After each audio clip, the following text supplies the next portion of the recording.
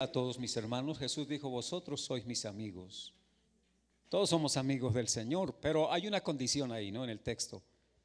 Si hacemos, esa condición la pone Jesús, no nosotros, a los amigos, ¿no? Jesús sí nos dijo: ya no llamaré siervos, los voy a llamar amigos. Pero no perdemos la condición de siervos, porque algunos podrían malentender el texto y pensar: no, yo soy ahora amigo de Jesús, y perder la condición de que somos siervos de Dios. Hemos hablado durante estos domingos acerca de que el siervo del Señor no es únicamente el que predica la palabra o el que se para en una tarima o en un altar a los quehaceres eclesiásticos. El siervo del Señor es todo aquel que Jesús llamó por su gracia.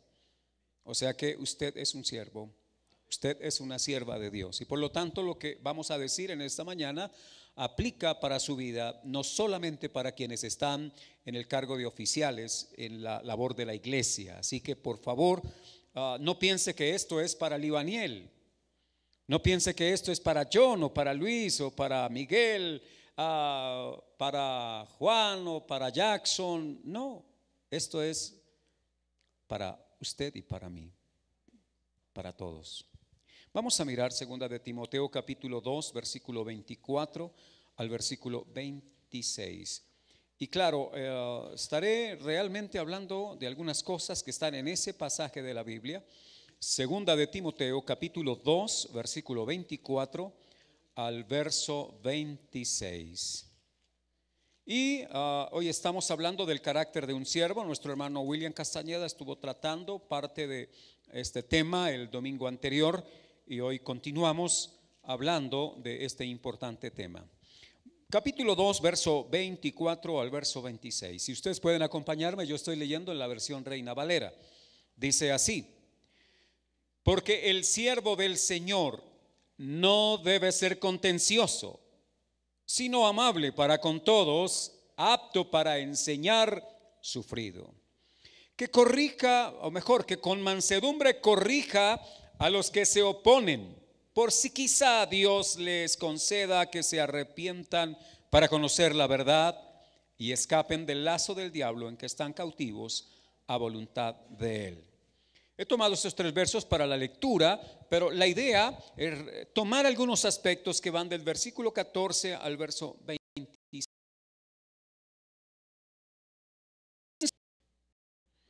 Aunque digamos mucho acerca de nosotros, realmente el carácter es lo que revela quiénes somos.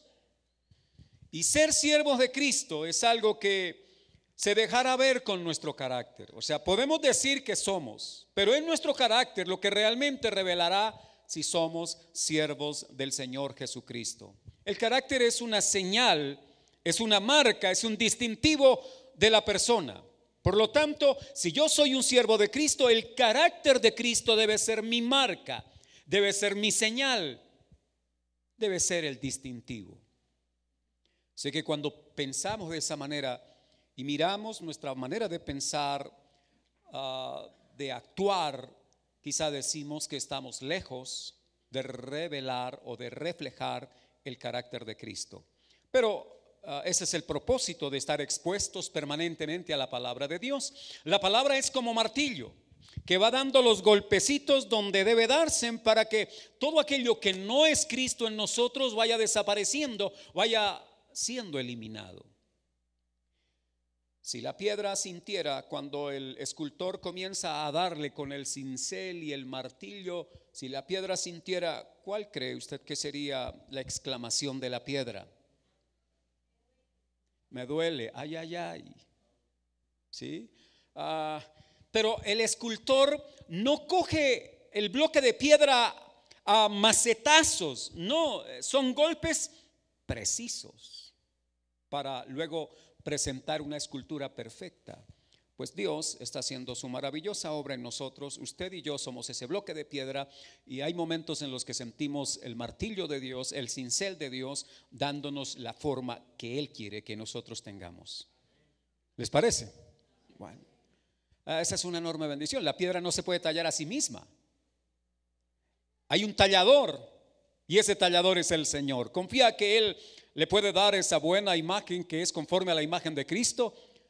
O sea, lo que para usted es imposible, para Él es posible.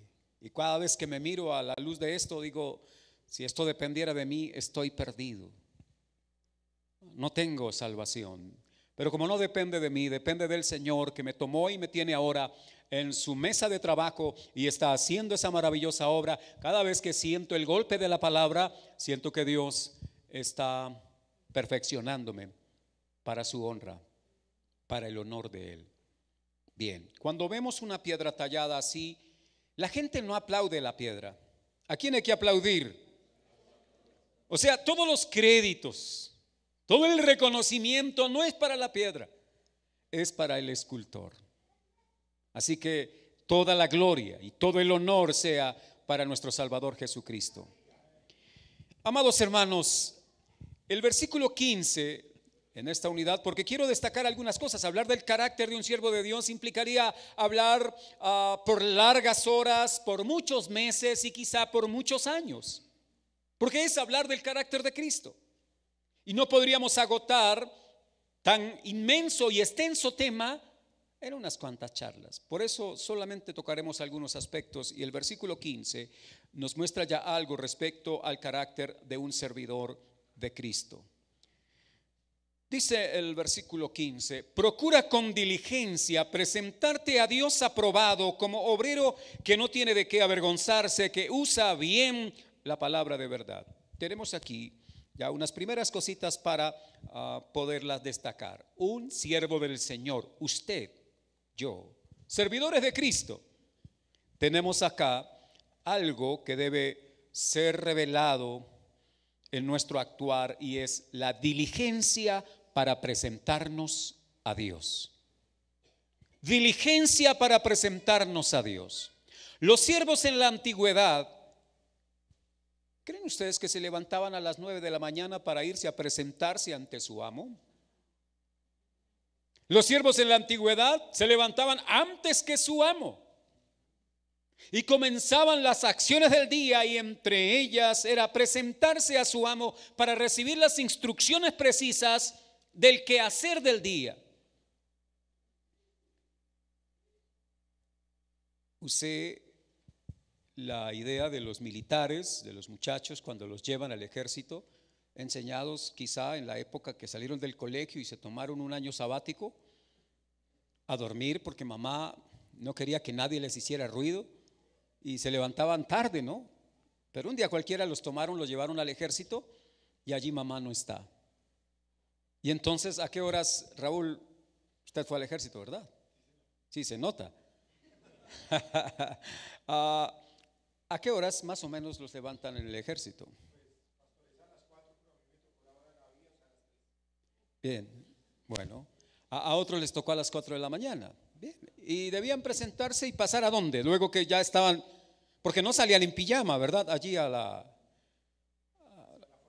la plaza donde se forman, ¿verdad? ¿Debían salir ya? Bien, entonces eso pasa en el ejército, ¿no?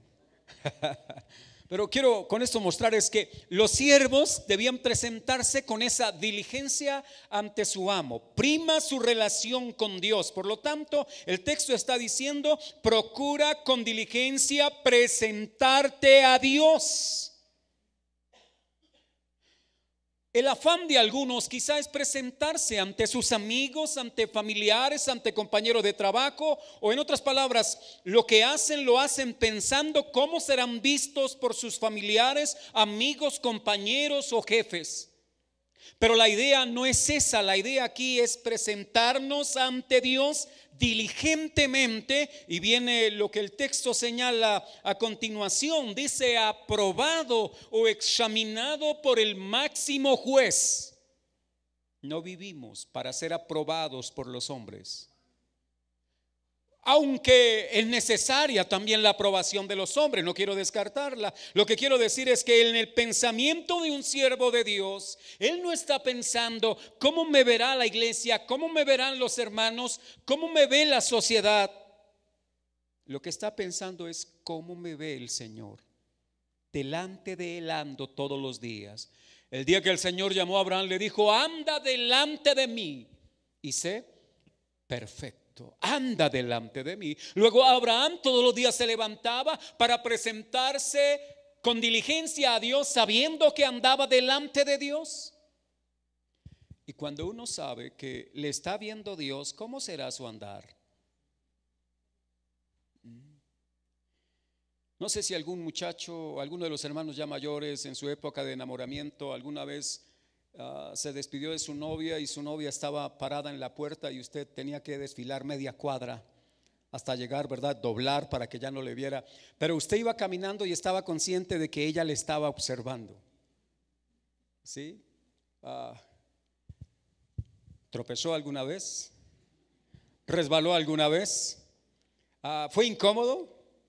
¿Sentía ese par de ojos que le estaban observando? Bueno, quiero decirle que no descuide, Dios nos está todo el tiempo observando, vivimos delante de Él. El siervo de Dios sabe que vive para delante de su Señor y que por lo tanto busca ser aprobado por Dios. Él es el juez. Que diga a la gente cosas de nosotros, buenas o malas, no le preocupe de a mucho. Por favor, ten en cuenta el testimonio de Dios acerca de su propia vida. Porque el testimonio de Dios hacia nosotros es el testimonio de vida o de muerte. Si alguien le acusa de algo, pues tal vez duela, probablemente le ofenda, le incomode. Pero si es el testimonio de Dios en contra suya, entonces lo lamentará por la eternidad. No hay manera, luego que haya pasado el juicio de Cristo, no hay manera de enmendar. Por eso es de suma importancia que como obreros o siervos del Señor, con diligencia nos presentemos a Dios todos los días, aprobados, como dice el texto, que no tiene de qué avergonzarse. Ahora voy a hacer una pregunta acá. Hoy tenemos cosas de qué avergonzarnos. Hay cosas que nos avergüenzan delante de nuestro Señor y Salvador. De aquel que no se avergonzó de morir de la manera más ignominiosa, llevando nuestros pecados, los pecados más sucios de nosotros, y Él no se avergonzó, sino que en la cruz se expuso para que a través de su muerte vicaria la justicia de Él fuese puesta ahora sobre nosotros. Él se hizo pecador para que nosotros fuésemos hechos justos y viviéramos en la justicia y anduviésemos en la justicia y actuáramos de esa misma manera. Pero cuando no lo hacemos conforme a la justicia de Dios, entonces debe darnos vergüenza. Y la mejor manera para vivir delante del Señor sin esa clase de vergüenzas, anoche tratábamos el tema acerca de con qué limpiará el joven su camino, y es con guardar la palabra de Dios. Cuando la palabra de Dios está en nosotros, la palabra de Dios es viva y eficaz. Esa no es como las palabras de pronto de cualquier escritor humano. Estas palabras vienen del Dios eterno, tienen poder para transformar, tienen poder para cambiar. No es la palabra de un hombre, es la palabra de Dios, y por esa palabra todas las cosas fueron hechas. ¿Cree usted que la palabra de Dios en su corazón le va a transformar en aquellas áreas donde usted siente vergüenza?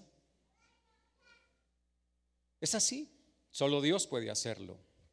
Amados, pero debo dejar este texto que termina diciendo que usa bien la palabra de verdad, la usa bien. Quizá algunos predicadores podrán estar pensando, esto se refiere a un predicador que sabe explicar el texto bíblico, pero aquí la idea no es que explica la verdad, aquí es que usa la palabra de verdad.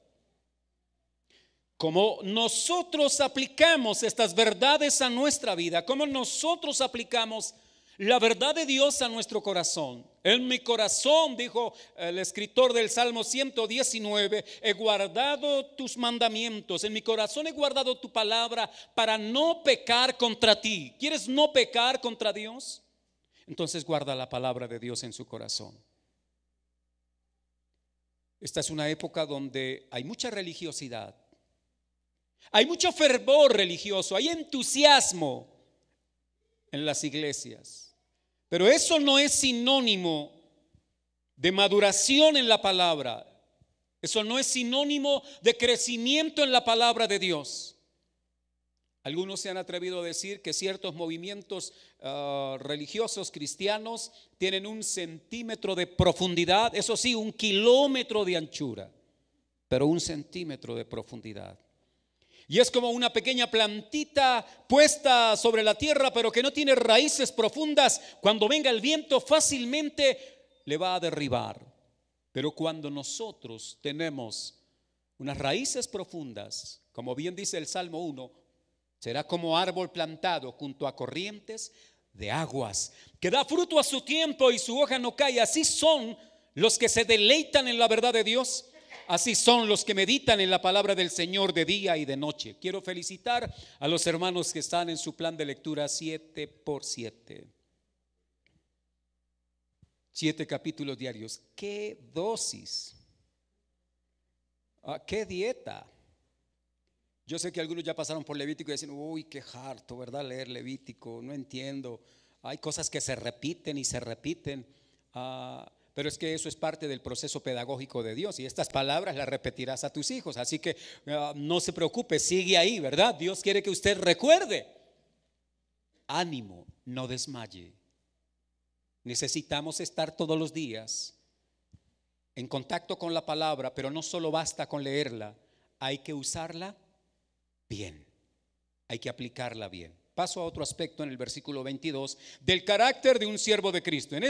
Entonces, por favor, destaquemos la diligencia para presentarnos a Dios. No perezosos, diligentes para ir a la presencia de Dios, tanto yendo al trabajo como cuando estamos en casa o en cualquier lugar. Recuerda, está delante de la presencia de Dios. No pierda de vista eso. Ahora, cuando regresemos a casa, ¿sabe quién está en su casa? Dios.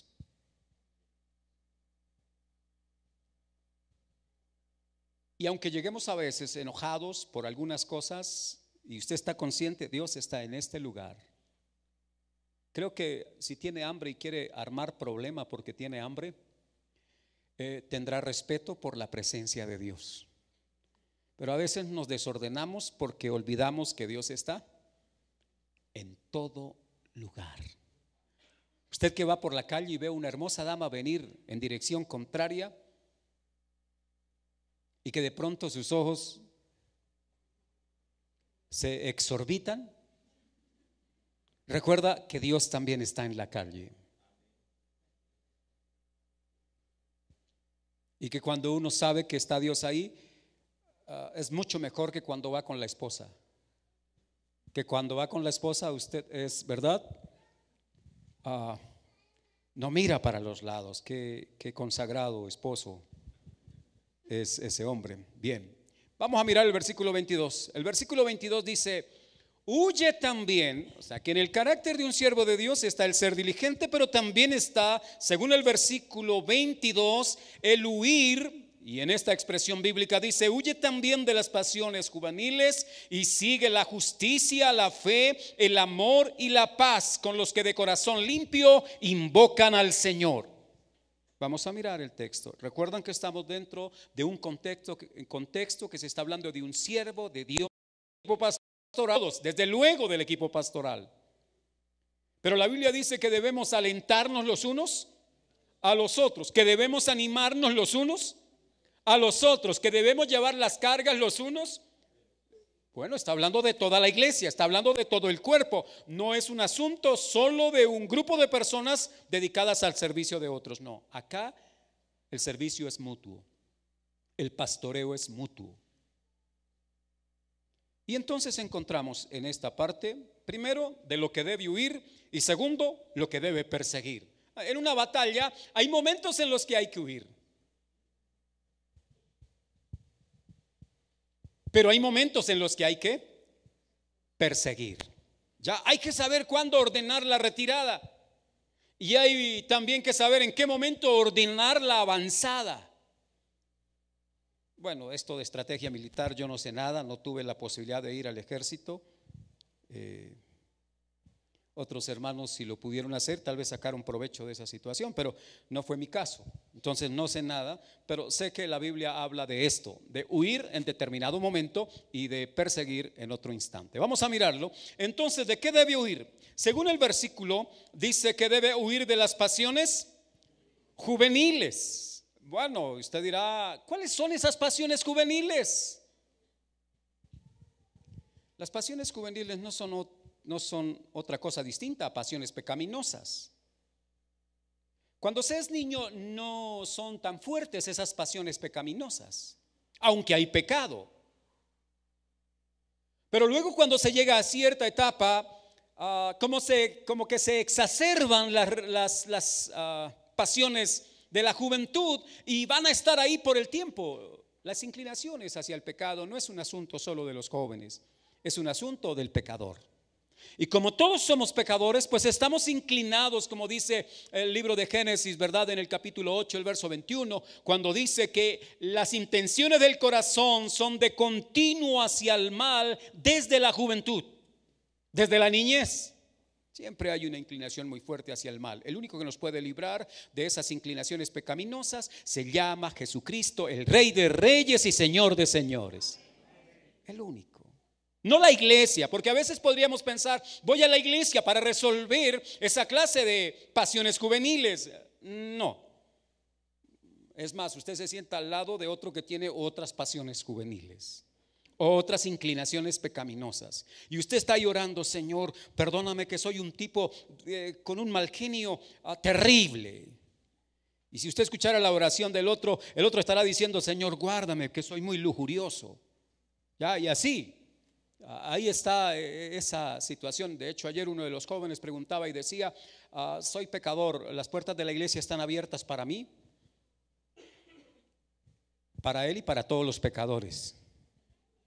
Porque así como los hospitales, las puertas se abren para los enfermos, la iglesia, cuya puerta es Jesucristo, es para el pecador.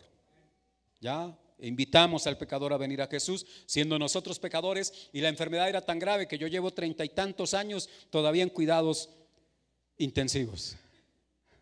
Bueno, quiero decir, Dios me está librando de la muerte todos los días por su gracia. Me salvó, me está salvando y me salvará.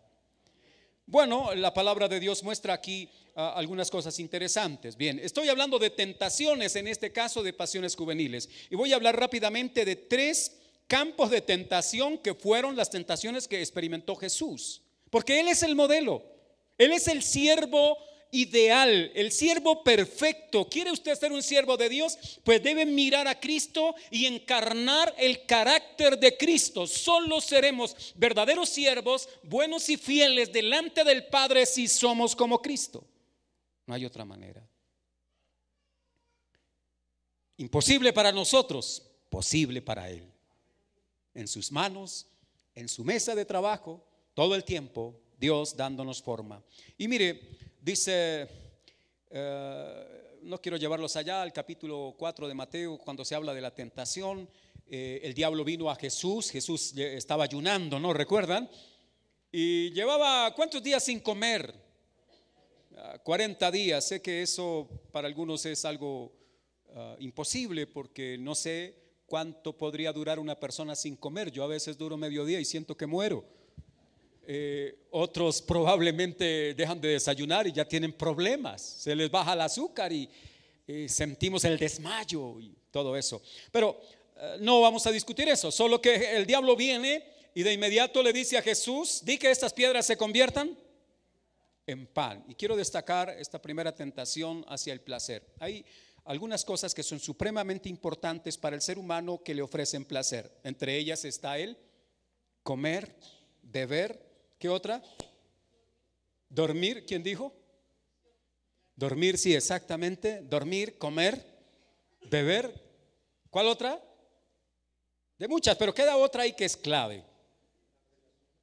El sexo, por favor. Yo sé que estamos muy espirituales en este domingo,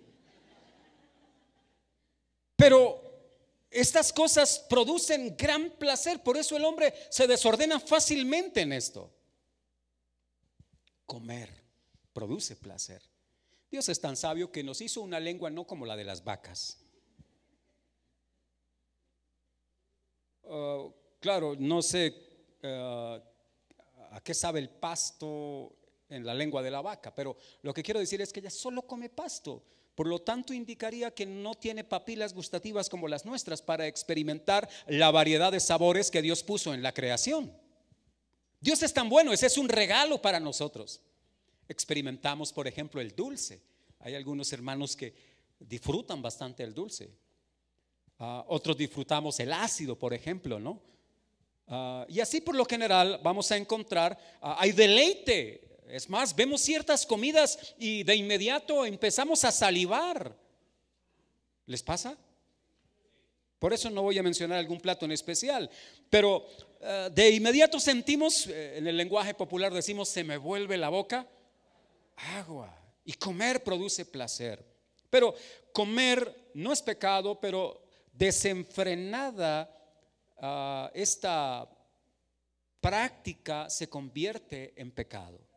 Comamos la medida justa, no pequemos delante de Dios. El diablo vino para decirle, di que las piedras se conviertan en pan. Jesús le dijo, no solo de pan vivirá el hombre. Ahora, cualquier placer que satisfaga algún apetito físico, pues seguramente nos genera placer. Dormir, por ejemplo, cuando llega la noche, oh, qué rico es acostarnos en esa cama arreglada, preparada para dormir, qué deleite. O alguno siente que cuando llega la noche es una tortura, porque si es así quizá está enfermo, está pasando algo en su vida. Pero dormir es delicioso, tanto que algunos se enojan si les despiertan. Ahora, las relaciones sexuales, las parejas acá somos testigos de experimentar el placer sexual. Es una enorme bendición dada por Dios.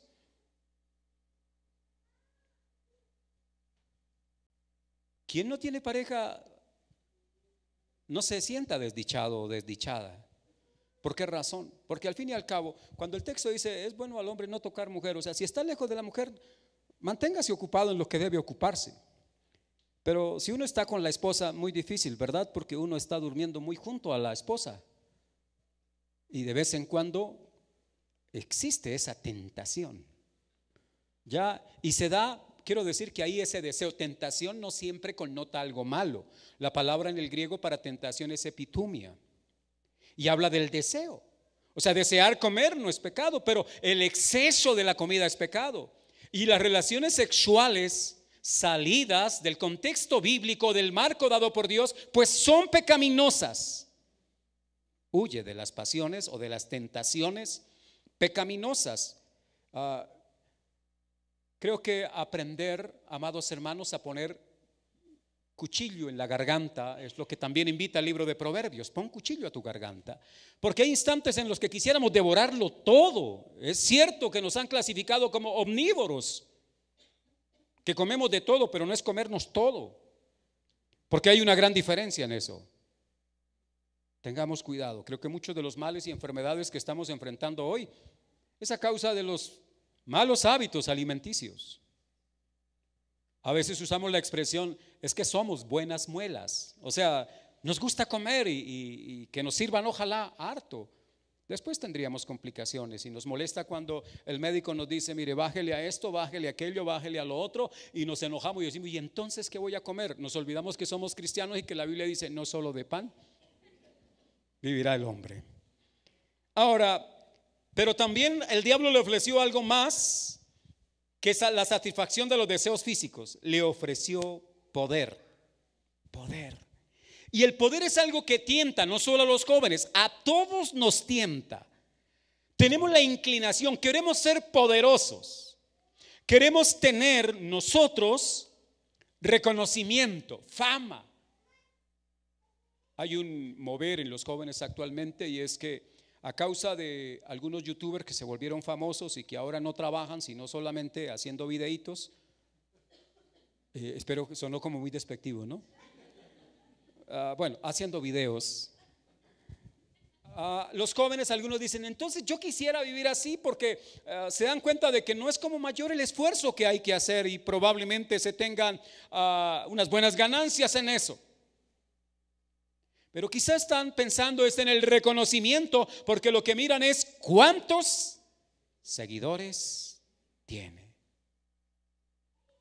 Nosotros subimos las predicaciones también, pero no estamos ahí cada 8 días en el equipo pastoral diciendo, a ver, ¿cuántos han visto las predicaciones? No es ese el fin, no nos importa eso. El día que estemos tras esas cosas, nos hemos desviado del camino.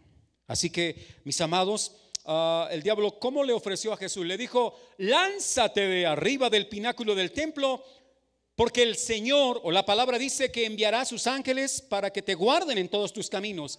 Y la idea era que Jesús se lanzara y obviamente no iba a morir, no se iba a estrellar contra el piso, y luego la gente lo vería como alguien grande y lo aplaudiría, y Jesús sería famoso a causa de eso. El diablo está por ahí cada rato tocando el corazón de los siervos de Dios para llevarnos por la senda equivocada, buscando el éxito, el reconocimiento, la fama. Pero Jesús, el más grande de todos, no vino a buscar su propia gloria, sino a que el Padre fuese glorificado aún en su sufrimiento.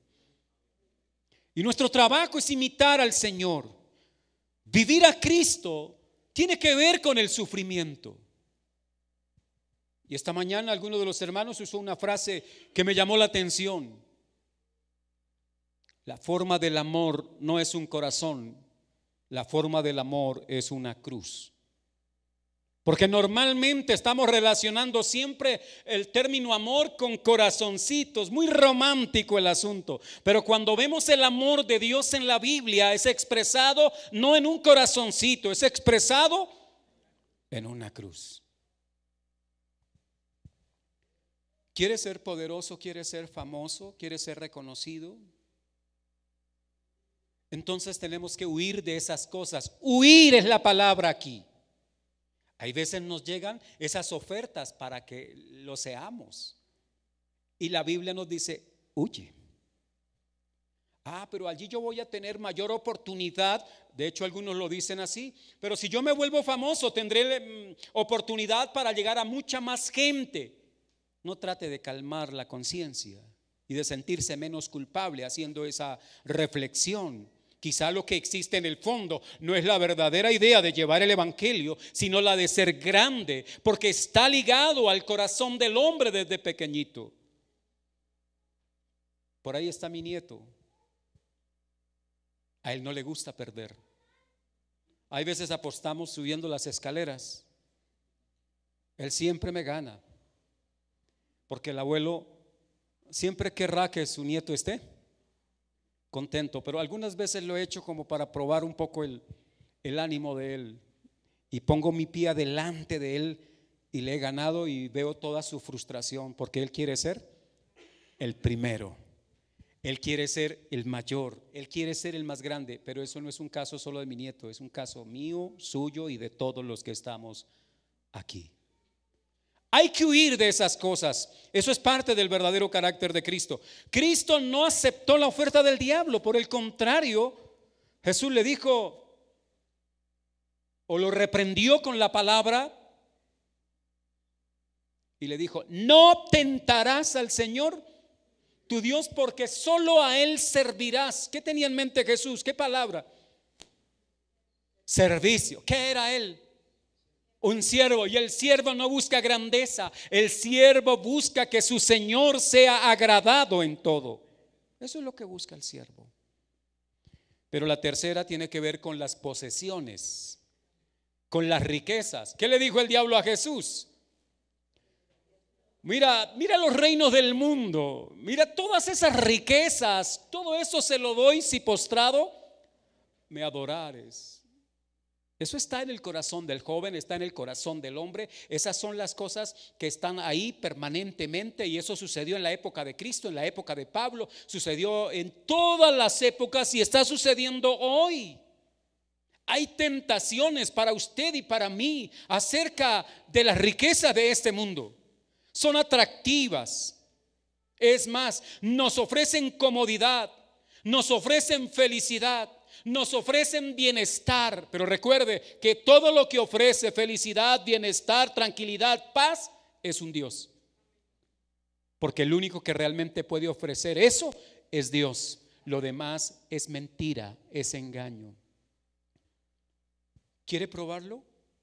Si no, lee el libro de Eclesiastés. Hubo un hombre que fue rico en extremo y tuvo todas las cosas, todas las posesiones que usted quisiera imaginar, las tuvo Salomón. Haciendas, oro, esposas, porque no fue una, ni dos, ni tres. Bárbaro. No habían carros en la época, pero ¿qué tenía? Caballos, y los mejores caballos de la época.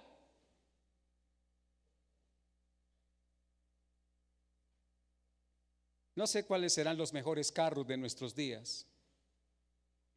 Aquí los hermanos amantes de los carros tal vez podrían mencionar algunas marcas, pero Salomón, si hubiera estado en nuestra época, hubiese tenido cantidad de ellos. Este hombre al final experimentó que todo eso era vanidad, porque el fin de todo el discurso es este: teme a Dios y guarda sus mandamientos. Solo en eso el hombre encontrará la verdadera dicha, la verdadera felicidad. Solo en las palabras de Cristo, porque las palabras de Él son vida, las palabras de Él son espíritu, las palabras de Él, amados hermanos, nos permiten disfrutar esta peregrinación aquí abajo con la esperanza de que lo mejor está por venir. Aunque eso suena a una frase así de cajón, es una realidad cuando miramos la Biblia. Vuelvo a repetir, algunos hermanos quizá cuando me oyen hablar así dirán: bueno, pero es que es pecado tener acaso riqueza, es pecado tener casas, edificios. No, no es pecado. El pecado está en que usted crea que eso es lo que le da a usted la significación, la seguridad, el bienestar, la felicidad, todo eso. ¿Ya? Ahora, si Dios le da, reciba y adminístrelo para la gloria de Él y sirva a los otros, sirva a su causa, sirva a la obra del Señor, hágalo con un corazón, amados hermanos, lleno de generosidad. Esa es una enorme bendición, bien dirigida. Ahora, huye de esas cosas, pero voy a lo que debe perseguir. Entonces hay que huir del placer exagerado, desmedido, por el comer, el beber, el dormir, el sexo y cualquier otro placer así. Hay que huir del deseo de ser grandes, y hay que huir del deseo de tener y poseer, como si estas cosas nos ofrecieran lo que solo Dios realmente nos puede dar. Bien, vamos a lo que debe perseguir. El versículo dice: pero tú sigue la justicia. Bueno, rápidamente quiero explicar que la justicia aquí se refiere que hagas, que vivas conforme a todo lo que armoniza con la ley de Dios. ¿Qué es la justicia? Todo lo que está en armonía con la ley de Dios. No desgastemos tanto la cabeza pensando: ¿y qué es la justicia? Esto, la ley de Dios es justa. Luego Dios ha expresado su justicia a partir de los mandamientos. Cuando usted ve el mandamiento divino, está ante algo justo. Entonces vive en armonía con la palabra, con el mandamiento del Señor, y estarás siguiendo la justicia. Pero no solo la justicia debemos seguir, también dice la fe. Y la fe es la confianza en Dios.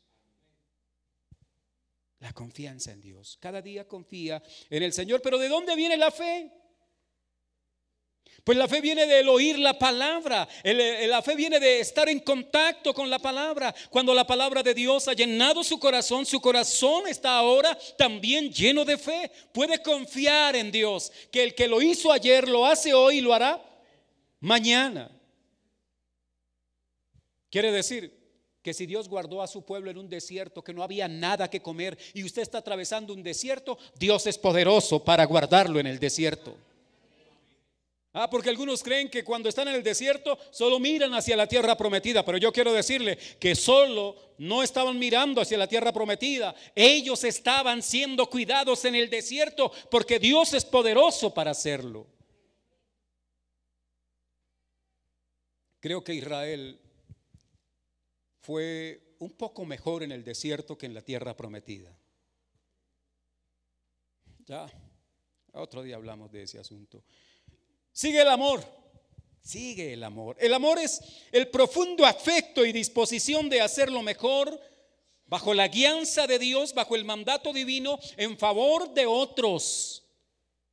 Ama a Dios y ama a los demás, pero especialmente a los de la familia de la fe. Porque Pablo, en el contexto de la carta a Timoteo, va a hablar de eso. Dice que debemos ser nosotros proveedores de nuestra casa, y también nos enseña a ser proveedores para la familia de la fe. Así que si tu hermano está padeciendo hambre, ¿qué debemos hacer? Dale de comer. Ahora, cuando ya el hermano haya sido bendecido, si tu enemigo tuviere hambre, dale de comer, pero no le dé de comer a expensas del hambre de tu hermano. No sé si me hice entender. Si no, otro hermano lo explicará en otro momento. La paz, sigue la paz. Y la paz aquí tiene que ver con evitar los conflictos entre los miembros del cuerpo de Cristo, porque dos personas en la comunidad de Éfeso se habían encargado de generar divisiones. ¿Quiénes eran? Himeneo y Alejandro. Himeneo y Alejandro, parece que el jefe era Himeneo. En la segunda carta lo van a mencionar con Fileto, pero aquí en la primera carta es Himeneo. Y este se había encargado de enseñar una doctrina errónea en la iglesia. ¿Y sabe cuál era la doctrina que él estaba enseñando? Que la resurrección ya se había efectuado, y empezó a armar un problema en la iglesia, a causar división en la iglesia. Lo que el Señor nos está diciendo: un verdadero siervo de Dios no causa división. Un verdadero siervo de Dios está en procura de la unidad del cuerpo de Cristo, porque un verdadero siervo de Dios está guiado por el Espíritu, y el Espíritu de Dios es el que genera la unidad en medio de la iglesia. O la verdadera unidad en la iglesia es solo dada por el Espíritu Santo. Un solo Señor, una sola fe, un solo Espíritu. Todo lo que nos habla allí también la carta a los Efesios. Mis amados, evitemos conflictos con los hermanos. Ahora, ¿ha hecho negocios usted con hermanos? Sí. ¿Cómo le ha ido? Ahí regular. Yo creía que hacer negocios con los hermanos era algo así como una especie de transacción celestial. Pensó mal. Hermano, usted que hace negocios con otro hermano, por favor, sé honesto, respetuoso. Usted es un siervo de Cristo. Cristo a nadie le quitó nada. Pablo, como siervo de Dios, dijo: a nadie le he quitado, a nadie he despojado de algo. Por favor, que pagamos, que debemos pagar lo que debemos. Todo eso dice la palabra de Dios. Eso es parte de lo que debemos nosotros seguir en medio de la vida cristiana, porque estamos aquí para reflejar a Cristo, para mostrar a Cristo y para que Él sea exaltado. El que fue humillado debe ser exaltado, y Él se humilló hasta lo sumo, y el Padre le exaltó hasta lo sumo también. Y nosotros estamos en la obligación de glorificarlo todos los días de nuestra vida. Cuando usted llama al hermano y le vende algo para decirle: le voy a vender este carro, mire, ese carro es... No se ponga a echar tanto cuento, hermano. Sí, por favor, sea honesto. Dígale: le vendo el carrito. 3 veces le di contra un andén. Una vez le di el bote completo. Pero eso sí, le tengo el mecánico, le tengo el latonero que lo deja como si nada. Pero sé honesto. Ya, a eso quiero invitarle en esta mañana como siervo de Dios. A veces, ¿qué estoy diciendo? ¿Que no podemos hacer algún negocio entre hermanos? Claro que sí, podemos hacerlo. Lo que estoy diciendo es: por favor, procure que esas cosas no afecten la unidad en medio del cuerpo del Señor Jesús. Y voy a pasar entonces al versículo 24. de este mismo pasaje. Ya decía, si habláramos de todo lo que dice esta unidad, pues seguramente llevaría más tiempo. Pero el versículo 24 nos está mostrando otro aspecto del carácter de Cristo, del carácter de un servidor del Señor. Mire, dice el verso así: porque el siervo del Señor no debe ser contencioso, sino amable para con todos, apto para enseñar, sufrido. ¿Cuántas cosas mencionó el texto? El siervo del Señor. ¿Quién es el siervo del Señor? Cada uno, usted. Entonces mira, ve ahora la palabra, lee ahí como dice el texto. El siervo del Señor no debe ser contencioso, porque él debe reflejar la imagen de su Señor. Cuando un siervo nacía en la casa de un amo y vivía toda la vida al lado de ese amo, él lograba hacer suyo muchos aspectos del carácter de su amo. Algunos han dicho que que las ovejas se parecen al pastor. Yo creo que sí, pero a Jesucristo.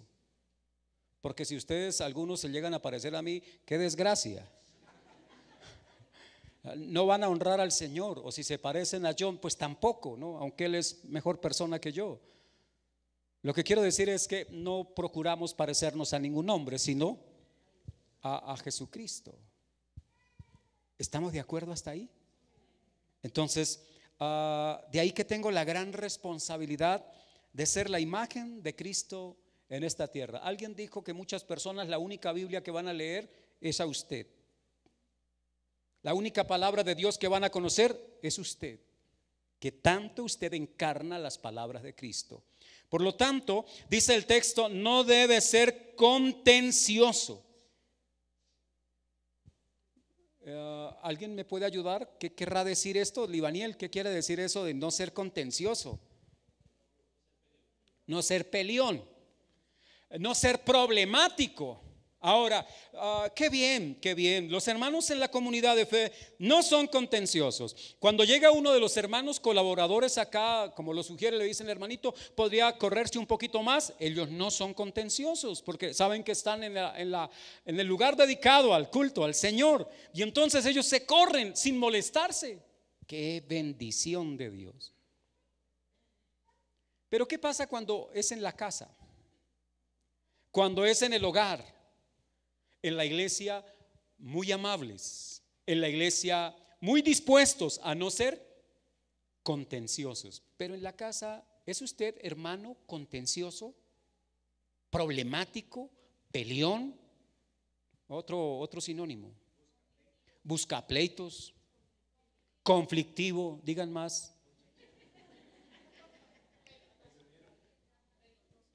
Belicoso, gracias. Mire, ya, por favor. Amados, tenemos, ¿verdad? El siervo del Señor. Es más, cuando usted lee por allá en otra carta escrita por Pablo, dice que los siervos no deben ser respondones. Cuando se les daba una orden por parte del amo, ellos decían: sí, Señor, sin ir respondiendo. Cuando nos estaban criando mis padres, a mis hermanos y a mí, nos decían algo y no podíamos. Usaba mi madre la expresión, por aquí está mi mamá, ¿dónde la veo? Allá atrás. Y no me rezongue. Ya, esa era la expresión, porque el rezongar significaba que uno iba a hacer el mandado, pero uno iba vociferando, uno iba manifestando toda su inconformidad. Ahora, en la relación, por ejemplo, de esposos, ¿es usted contencioso o contenciosa? ¿Recuerda quién está ahí delante de quién vive? ¿Quién es el señor de la casa? Que no es su marido, sino el de arriba. ¿Es usted problemático? Esposo, ¿se pone bravo usted con su esposa porque le faltó un poquitito de sal a la changua? Porque el huevo no le quedó así blandito como a usted le gusta, sino que se pasó un poquito de duro. ¿Es usted contencioso? Le estoy diciendo que no revela el carácter de Cristo y por lo tanto Necesitamos arrepentirnos porque es nuestro pecado grande al no mostrar a aquel que nos ha tomado por soldados y que nos hace conforme a su imagen. Se dirá, pero pastor, usted está hablando de unas pequeñeces. ¿Eso cree usted?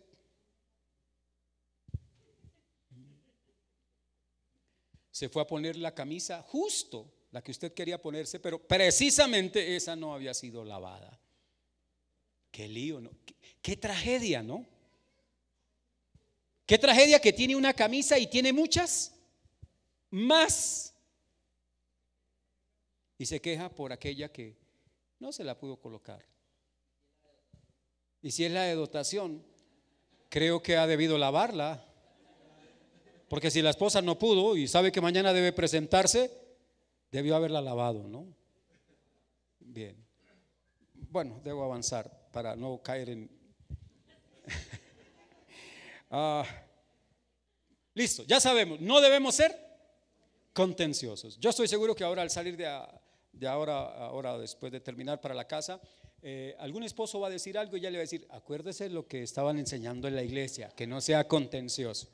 Pasarán 3, 4 horas y ahora es él el que le dice, acuérdese que no debe ser contenciosa, porque tenemos la inclinación a hacerlo. Dios nos ayude.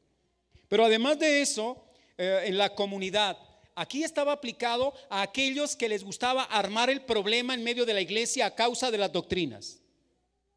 Hay una doctrina verdadera, la que reveló Jesucristo. Las otras doctrinas deben ser excluidas del pensum de la iglesia. ¿Ya? Porque esas causan divisiones. Ahora, ¿cuál es la doctrina verdadera? La que está en la Biblia, bajo la verdadera consideración dada por el Espíritu de Dios. Esa es la sana doctrina. Un hermano me preguntó en estos días y dijo, bueno, pero he descubierto que los testigos de Jehová tienen algunas cosas verdaderas. Sí, es que la verdad no es solo de los evangélicos, la verdad es de Cristo. La verdad está en Cristo y algunos grupos tienen algo de esa verdad. Y donde encuentre la verdad, rescátala. O mejor, disfrútala. No le estoy diciendo que vaya ahora a los testigos de Jehová a qué verdad puede captar. No, le estoy diciendo es, procura vivir la sana doctrina, meterse en la palabra. Pero a algunos les gusta armar problema por todo esto y generar contienda. No debe ser así. No hace parte del carácter de un servidor de Cristo. Pero algo más dice ahí, después de no contencioso, sino amable. ¿Cómo deben ser los servidores de Cristo? ¿Quién es servidor de Cristo? Cada uno de nosotros. Ahora, cada uno de nosotros debe ser amable. Voy a explicar un poquito esto.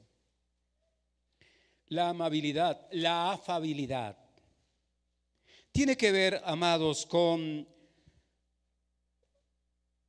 aquello que hace que una persona sea de fácil acercamiento, o sea, es accesible, ¿no? La persona amable se acerca, la persona amable trata al otro con consideración, trata con respeto y lo trata con afecto. La persona amable no es distante, la persona amable se acerca. Es de fácil conversar con él. La persona amable saluda, la persona amable sonríe, la persona amable es de buen trato. ¿Podríamos hacer chulito a todas esas? ¿Es usted amable? Porque eso es parte del carácter de Cristo. Cristo alzaba a los niños. Algunas películas presentaban a un Cristo bastante, ¿cómo diría yo? Agrio, apático. Alguna vez vi una película acerca de Cristo y era un Cristo que los discípulos, cuando se iban a acercar a él, iban como asustados, como temerosos. No, yo veo a Cristo. Mire, una buena manera para saber que una persona es de buen trato es ver si los niños se le acercan y no sus hijos. Ahora no es para que ustedes estén pendientes allá en la puerta a ver. Mire, la persona amable, Jesús era tan amable que los niños venían a él. ¿Quiénes eran los no amables? Los discípulos. Porque los discípulos, ¿qué hacían? Se molestaban. Quiten esos chinitos de ahí, que no cansen, que no molesten. Jesús los alzaba, los abrazaba y los bendecía. Un niño no se acerca a un adulto a menos que el adulto sea amable con él. Y el que puede ser amable con un niño puede ser amable con un adulto. ¿Ya? Hay veces, amados hermanos, los niños sienten que van a la iglesia, pero que es el mundo de los adultos, que no es un mundo de niños. Y cuando llegan, los hermanos que saludan, saludan a los adultos, y el niño solo ve arriba unas manos que se cruzan y él es invisible. Eso no hace bien en la manera de transmitir el evangelio a las nuevas generaciones. Por eso, cuando salude y está el papá, mamá, el niño, la niña, por favor salude a los niños, sea amable con ellos. Hay hermanos que voy a decirlo otra vez, por favor, preste atención a esto.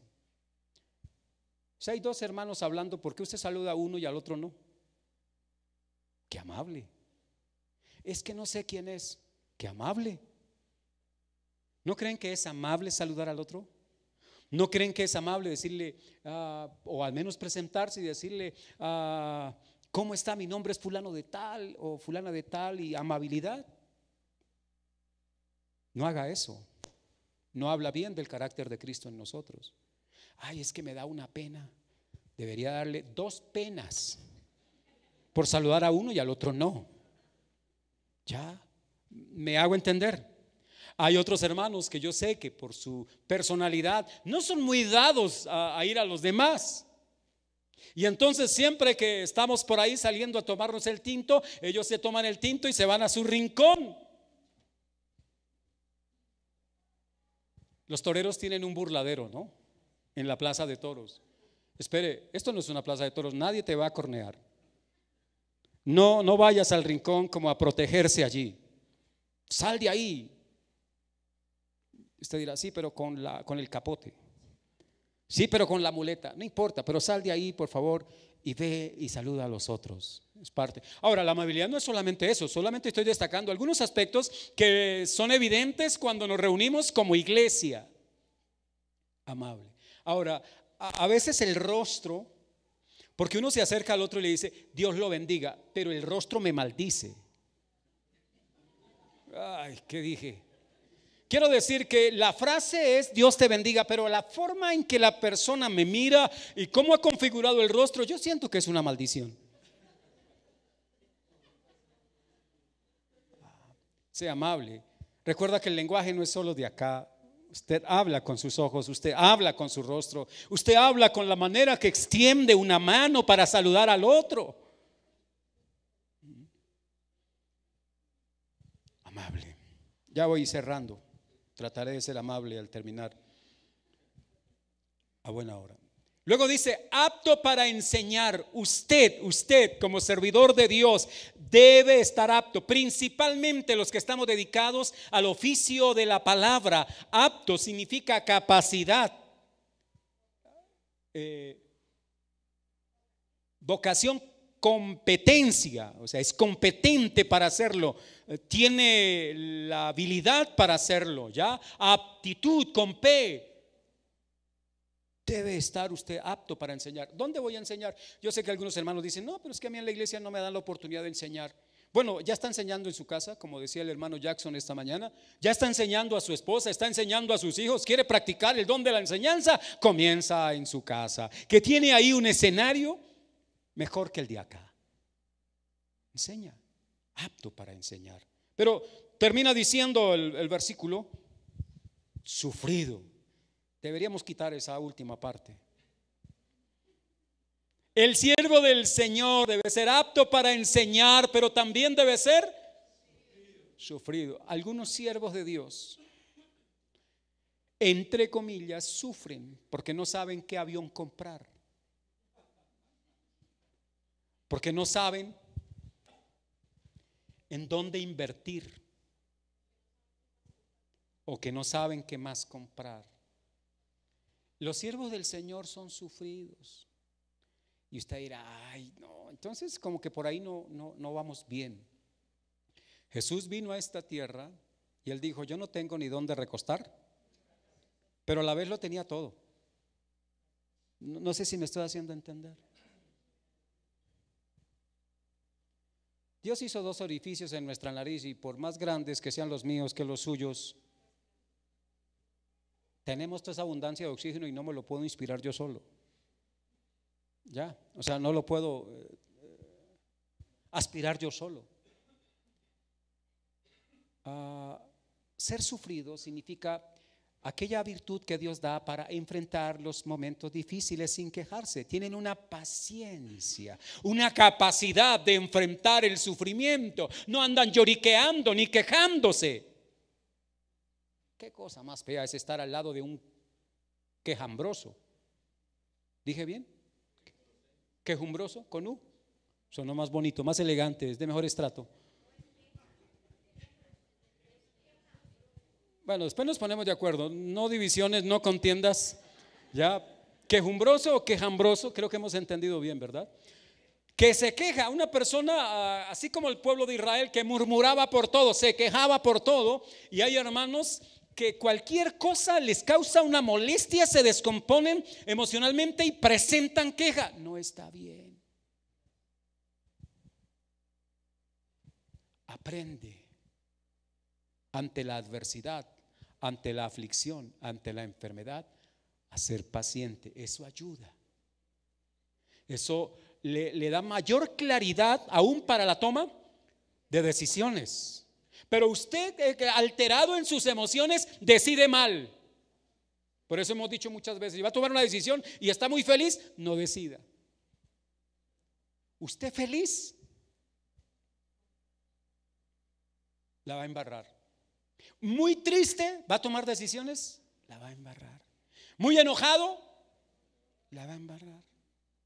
Pero cuando tenemos de Dios esto de que ante una adversidad, por ejemplo, salir de acá y resulta que habían dejado así a fuego lento, algunas hermanas que son muy diligentes, dejan ya como preparadito y ponen por allá a fuego lento, y llegó y encontró que se quemó el arroz. Qué sufrimiento. ¿Para qué enojarnos? ¿Para qué pelearnos? Además, pelearse con hambre es muy peligroso. ¿Para qué? Calma. Ante eso, tenga la capacidad. Es algo así como esa paciencia que ya no sería mencionado como paciencia, sino como longanimidad. Es la paciencia de Dios sobre nosotros. Mire, no se exaspere, no se enoje, no se moleste, no se angustie. Calma. ¿Vieron a Cristo cuando las olas iban a voltear la barca? Sí, ahí estábamos nosotros y estaba Jesús. Y la barca empezó a tambalearse. Y cuando la barca comienza a tambalearse, ¿qué hacemos? Llenos de miedo. ¿Qué más? Angustia. El nivel de estrés que estaban manejando los discípulos. Había desespero. Y aún se acercan a Jesús de esa manera. Cualquiera podría decir, uy, pero fueron a Jesús, qué bien, hay que aplaudirlos. Fueron a Cristo. Sí, pero fueron a Cristo para usarlo en favor de ellos, para convertirlo en un medio. Mas sin embargo, Jesús en su misericordia se levantó angustiado, temeroso, desesperado, molesto. No, Él se paró, ¿verdad? Y estaba así como muy fuerte el viento y las olas. Y Jesús le dijo al mar o al viento, le dijo, calma, calma. Y el viento se calmó y el mar se aquietó. Qué bueno es que podamos ver en Jesús ese carácter. Y nosotros debemos imitar a Jesús. Pero no es una imitación como una especie de parodia. No es una caricatura. Es que si Jesús vive en nosotros, Jesús será visto a través de nuestra vida. Y si no estamos revelando a Cristo en nuestra vida, nos es necesario, como hasta aquí ha sido, colocarnos otra vez a los pies de la cruz y decirle, Maestro, sálvame que soy pecador. Perdóname que soy pecador y que lejos estoy de ser un verdadero satélite de tu gloria, un verdadero reflector de tu gloria, alguien que proyecte tu glorioso carácter. ¿Qué tal si nos ponemos en pie?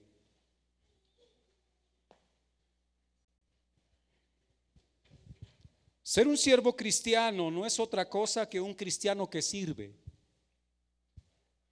Somos cristianos que servimos a Cristo, luego somos servidores de Él. Por lo tanto, el carácter de un siervo es el carácter del más grande siervo de todos, Jesucristo. Pongamos nuestros ojos en Él, seamos como Él.